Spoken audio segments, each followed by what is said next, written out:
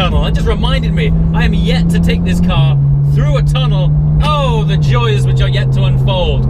Anyway, welcome back to the GT3, and ironically, as the title of this video would suggest, it's got nothing to do with the GT3 at all. We are swiftly on our way to Stratstone Ferrari Wimslow to find out all about the running costs of the 458 Speciale. I say that because it is finally due for its very first MOT. Now, for those of you guys who live outside of the UK and are wondering what on earth is an MOT, it is a barometer of health. It is a sort of health check for a car that labels it roadworthy, just to make sure all of the components and nuts and bolts are up to scratch, that it's safe on the road, and that's all sorts of things to do with brakes and tyres and many variables.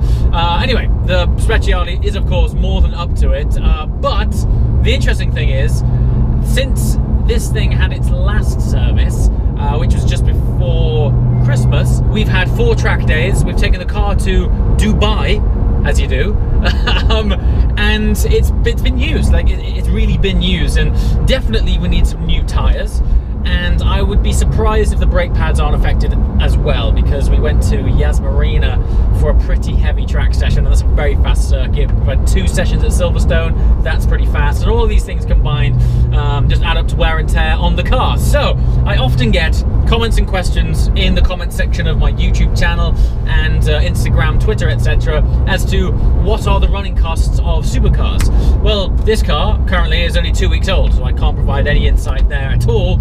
However, the Speciale, we are now delving firsthand into what it's like to live with and run, and I guess ultimately fork out for the running of said supercar. So, without further ado, let's drop a couple of cogs associated with this Flat 6 Symphony, head over to Ferrari.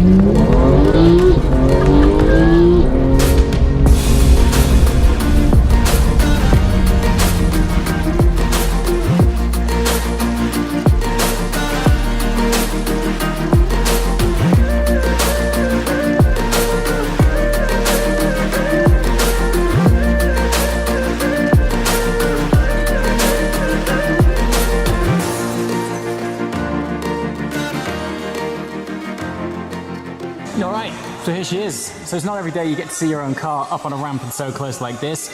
One of the things that I've never actually seen working, because I'm normally the guy to be driving it, is the active aero on this car. So for those of you guys who haven't seen the Speciale up close, there's 3 flaps here that you might not be immediately obvious. You've got this left vane, right vane, and there's actually a flap here, which I shall show you. So under the correct wind pressure and wind speed, you'll see that these depress, helping to reduce drag, and they operate purely off of wind friction. There's also a plate, see it just there, which depresses and allows airflow to go underneath the car, which you can see working in real time, just there like that. One thing you can't tell from the camera is just how hard I'm having to press that.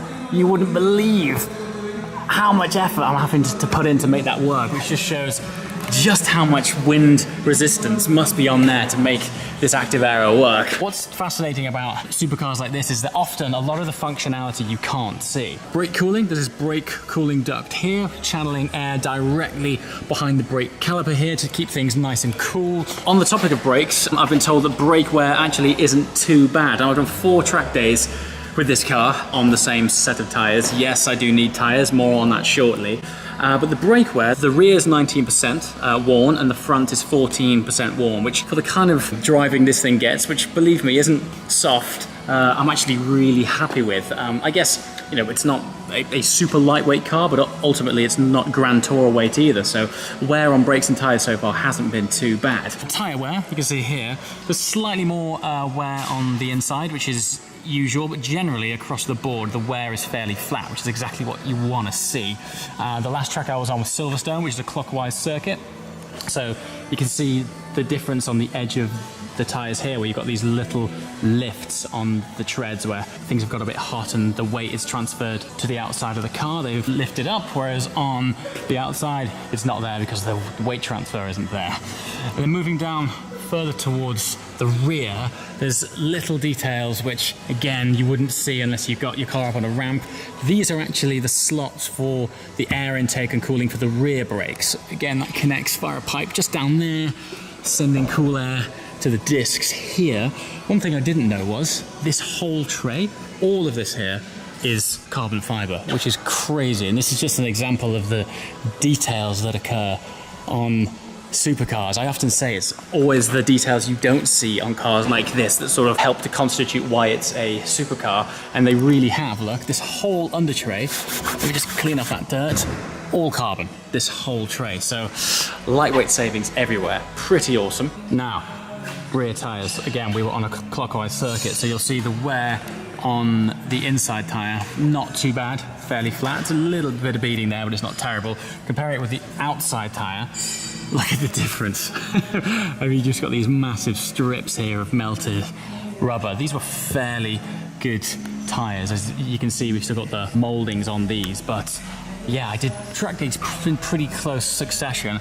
These are actually still be road legal, but they are getting fairly shot on the outside, and you never know with the UK. Every now and again you can get this flash storm of water, and the last thing you want to be doing is aquaplaning in your Speciale. So I'd rather have all of those veins clear to displace water.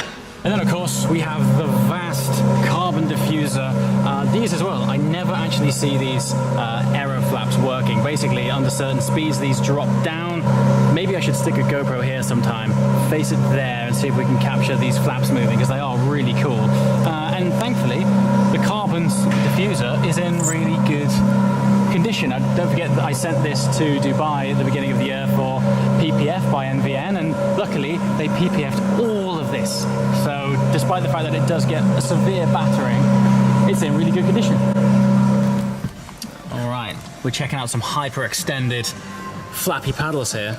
So these all just slot right in? Yeah, so they're the same fitting as the ones that are already on the car, so you don't have to alter anything, we don't have to go for any proxy updates. They are just hyper-extended, full carbon construction, a bit wider, so you've got more contact for when you're driving. So the idea is that it probably sits similar to there at the top, but the bottom is extended? Yes. I actually like this slit detail as well. Yeah, it's a little bit different. Yeah, it's cool. And at the moment this is an accessory, so it's not available as a speccable option. Interesting, so you have to retrofit it. Exactly, yeah. But they're available 458 all the way up to 408 and 812.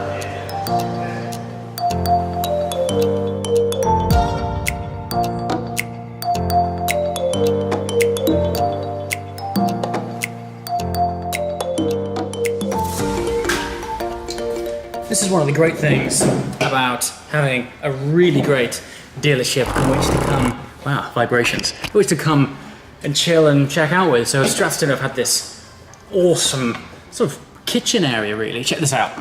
They've got this amazing kitchen area installed amongst this whole showroom here. And you can see all the cars and overlook everything that's fabulous and wonderful. So you can come upstairs to the kitchen, grab yourself a drink, admire some of the best cars in the world, and debrief you guys on the whole service thing. So, spoke with the guys at the service center. Car's basically perfect, despite all of the wear and tear it could have incurred, even the track days, obviously tyres and brakes, but nothing detrimental. One thing I'm really keen to stress is that with new Ferraris, I think Ferraris from 2011 onwards, you get a 7-year service pack, which means your servicing, other than consumables, is free. You take it in, if there's nothing that needs swapping, you bring it back out again, doesn't cost you anything. 7 years on a Ferrari. I mean, you don't get that with other like, I can't think of anyone else that does that. You wouldn't even get that with a Mercedes or something. So in actual fact, the running costs of using that car, and look, if you watch this channel regularly, you'll know that the Speciale gets used. So the actual running costs of using that car pretty hard and regularly, consumables, petrol, tires, brake pads I haven't had to swap. There is wear there, but they don't recommend them swapping. So yeah, this pit stop isn't all that expensive. And at the same time, I get to come here and enjoy a wonderful drink. Back to the GT3. Okay, back in the GT3 and on the dreary progressive asphalt of the M6 motorway. Anyway, I thought this would be a good time while I'm in another average speed zone where I have to maintain 50 mile an hour to talk to you. So, yeah, that was just a quick insight really into, I guess, the running costs of that car. Obviously, fuel is a different variable entirely. Tyres very much dependent on how you drive it, but the main thing is that the general maintenance, the service, and the warranty, better than anything else. Better than anything. It's so good. Anyway, you've heard about that. Now we are en route to rendezvous with something special that has been temporarily absent from the channel for the last few weeks. Yes, the Aston Martin Vantage is coming back today. The reason being, while I've been away traveling and filming on various different plateaus of the continent, there has been updates made to the Vantage, which will make it a little bit more interesting, certainly on the inside. So there's a bit of history and context. That car was actually Aston Martin's Geneva show car, and what that meant was it was emblazoned with lots of fancy options and carbon and various bits and bobs that, funnily enough, weren't on it when I collected the car. And Aston said, look, it's a very early car, there's some bits on it which weren't there for Geneva, but if you want to pop it back, we'll upgrade them for you. So I shall share with you very shortly what those upgrades were.